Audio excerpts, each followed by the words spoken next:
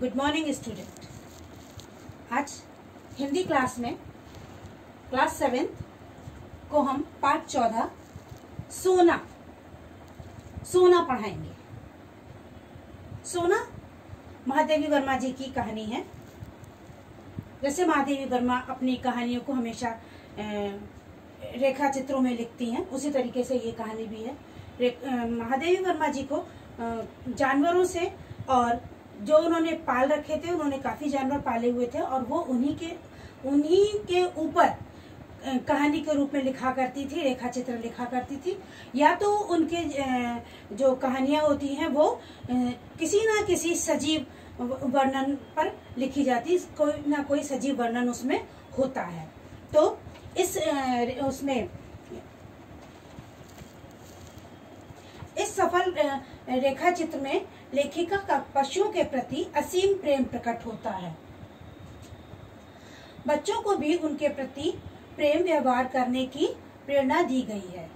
दुधमुही मातृ विहीन सोना का आगमन और युवती सोना का अंत दोनों ही करुण है। सोना का सौंदर्य और उसके क्रियाकलाप बहुत ही सुंदर ढंग से चित्रित किए गए हैं। पशु प्रवृत्ति के संबंध में लेखिका का निरीक्षण सूक्ष्म है। मानव में पशुओं के प्रति क्रूर व्यवहार पर लेखिका ने कठोर चोट की है। इस कहानी में लेखिका ने सोना नाम की एक हिरनी को पाला हुआ है। सोना जब बहुत छोटी थी तभी उसकी माँ मर गई थी और उसके पास पालने वाला कोई नहीं था और किसी ने इनको लाके दिया तो इन्होंने इसको पाल लिया था, अपने यहाँ रखा। और जब सोना थोड़ी बड़ी हुई तो बहुत ही खूबसूरत हो गई थी, बहुत ही सुंदर हो गई थी, जिसका कहानी में उन्होंने वर्णन किया हुआ है। और सोना जो थी, सारे इनके यहाँ जानवर पले हुए थे, कई तरीके के जानवर पले हुए थे, सब से इतना हिलमिल गई थी कि उसे किसी से भी डर नहीं लगता था। वो कहीं भी आराम से चली जाती थी, मैस में चली जाती थी और उसे किसी भी तरीके का कोई डर नहीं लगता था। और अगर लेखिका कहीं चली जाती थी तो सोना जो थी लेखिका का इंतजार करती थी, उसका मन उनकी तरफ ही लगा रहता था और वो बहुत व्याकुल हो जाती थी जब लेखिका कहीं जाया करती थी। एक बार लेखिका ये अच्छी बड़ी हो गई, खूबसूरत हो गई थी, लेखिका को बहुत प्यारी लगती थी। और एक बार जब ये काफी बड़ी हो गई, लेखिका कहीं बाहर गई हुई थी और कह गई थी, क्योंकि ये हिरन थी, कोई भी इसको पकड़ सकता था, इसका शिकार कर सकता था, इसलिए लेखिका ने विशेष इसके लिए निर्देश दिए थे कि इसको बांध के रखना, इसका ध्यान रखना। तो इनके नौकरों ने इसको बांध दिया था। ये बंधी हुई थी और जैसे हिरणों की सुलभ वो होती है उनकी, तो कि वो उछलते हैं, हिरन चौकड़ी भरते हैं, तो उसकी जो उन्होंने रस्सी बांधी थी शायद वो बहुत छोटी थी और वो उसको वो ध्यान नहीं रहा और उसने लंबी छलांग लगा दी। उसे जो लंबी छलांग लगाई, जहां तक रस्सी थी, उससे वो रस्सी में फंस के गिरी और बहुत कस के गिरी, उसको बहुत चोट लगी और वो उसके बाद वो उठ नहीं पाई। जब लेखिका आई और उनको पता चला, वो बहुत ही दुखी हुई। उन्होंने जब वो दुखी हुई और फिर उन्होंने ये प्रतिज्ञा करी कि वो आज के बाद कभी कोई जानवर नहीं पालेंगी, कोई हिरन नहीं पालेंगी। लेकिन जब एक बार उनके पास फिर से एक ऑफर आता है कि आप इस हिरन को पाल लीजिए, तब उन्हें ये सोना की कहानी याद आई, तब उन्होंने इस सोना की कहानी को लिखा। ये थी सोना की कहानी, बहुत छोटे में।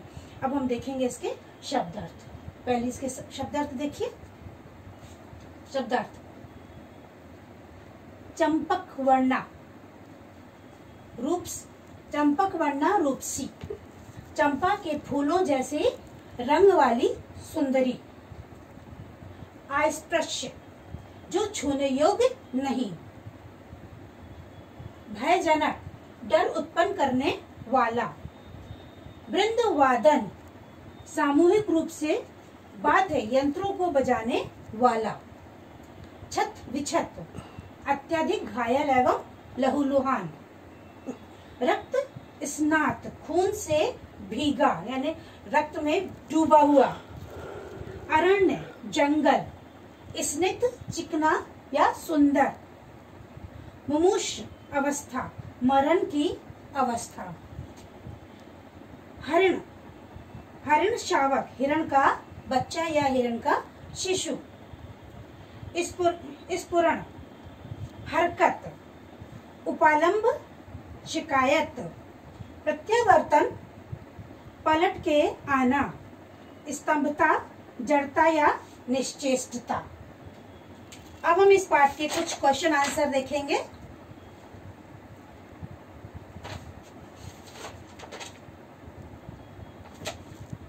हिरण की दृष्टि में, लेखिका की दृष्टि में हिरण और कुत्ते में क्या अंतर है? हिरण और कुत्ते में क्या अंतर है?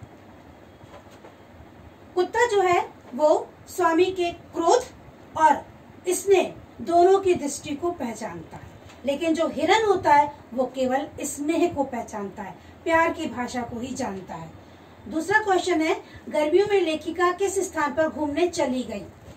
गर्मियों में लेखिका बद्रीनाथ घूमने गई थी। उसके बाद है, हिरण को कैसा प्राणी माना जाता है? निरीह और सुंदर प्राणी माना जाता है हिरण को।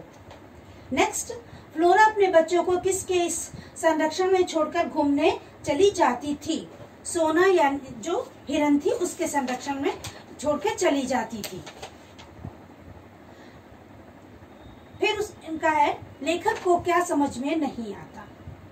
लेखिका को ये समझ में नहीं आता था कि जब मनुष्य, किसी का मरना, उनके लिए किसी की मृत्यु बहुत ही ज्यादा निंदनीय और छूने योग्य नहीं होती, वो यानी उसको बुरा मानते हैं, तब वो ये सोचती थी कि लोग अगर इतना बुरा, किसी की मौत को इतना बुरा मानते तो ये जानवरों का वध क्यों करते हैं, जानवरों को क्यों मारते हैं? ये उनकी सोच थी, ये बात उनकी समझ में नहीं आती थी।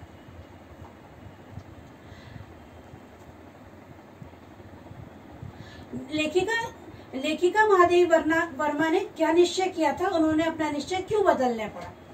जब सोना मर गई, उसको चोट लगी और वो मर गई, तो लेखिका महादेवी वर्मा ने ये निश्चय किया था कि आज के बाद वो कभी भी हिरण नहीं पालेंगी।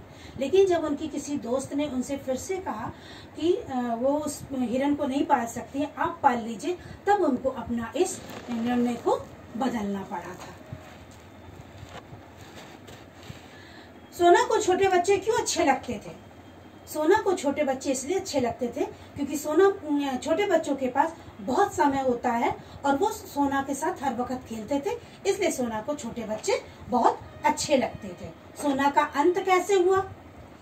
सोना का अंत ऐसे हुआ था कि जब लेखिका बद्रीनाथ चली गई थी, गर्मियों में किसी घूमने चली गई थी, और वो अपने जो नौकर थे उनसे कह के गई थी कि इसका बहुत ध्यान रखना, और उसी उसमें उन्होंने ध्यान रखने के उसमें उसको रस्सी से बांध दिया था, और सोना जो उसकी सुलभ हरकत है जो वो करते हैं, चौकड़ी भरना, कूदना, उछलना, उसमें वो उछली और मुंह के बल गिर गई और उसे बहुत ज्यादा चोट लगी और इस तरीके से वो फिर उठ नहीं पाई। ये थे आज के इस पाठ के क्वेश्चन आंसर, और सारे क्वेश्चन आंसरों के क्वेश्चन और उत्तर हम आपको लिख के देंगे, आपको कॉपी में इसको करना है। ठीक है, ओके, बाय।